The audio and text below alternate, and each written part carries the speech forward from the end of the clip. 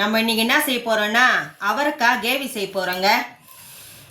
உளுத்தப்பருப்பு தேவையானது, 3 தக்காளி, 6 வெங்காயம், 1/2 கிலோ அவரைக்காய் இந்த மாதிரி அரிஞ்சு வச்சுக்கணுங்க பொடியா.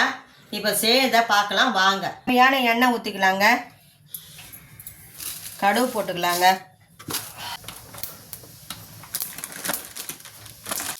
உளுத்தப்பருப்பு போட்டுக்கலாங்க,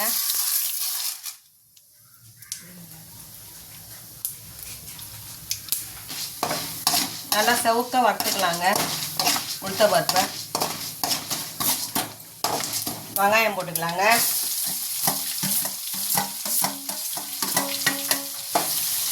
வெங்காயம் நல்லா செவக்கிட்டங்க. தக்காளியும் போட்டுக்கலாங்க,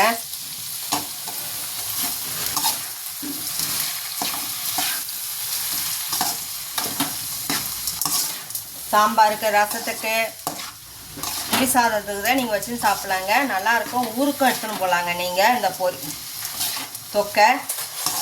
தொக்குமா தான் இருக்கும், நல்லாயிருக்கும். சாப்பாட்டுக்கு நீங்கள் பிசைஞ்சு சாப்பிட்லாங்க. சாப்பாடுக்கு நீங்கள் கட்டி கொடுத்துட்லாங்க.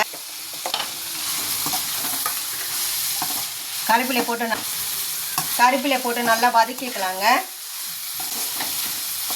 இப்போ அவரைக்காய் போட்டு வதக்கிக்கலாங்க.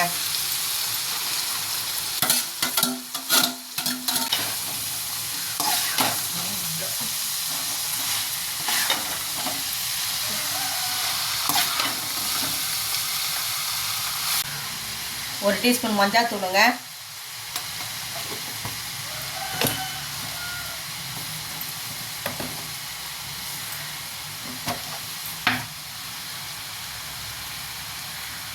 மிளகாத்தூள் 2 டீஸ்பூனுங்க.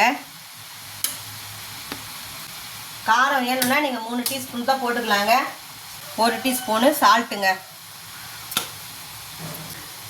1 சொம்பு தண்ணிங்க.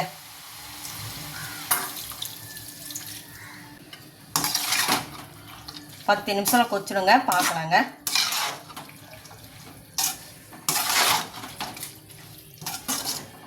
அவரைக்காய் பொடிசா சீவி போட்டதுனால நம்மளுக்கு கடகடம் வெந்துருங்க. இந்தமாரி பதம் வந்த உடனே இறக்கிடுங்க. சாப்பிட்டு பாருங்கள், நல்லா இருக்கும். நன்றி, வணக்கம். எங்களுக்கு ஆதரவு கொடுங்க. அடுத்த வீடியோவில் பார்க்கலாம்.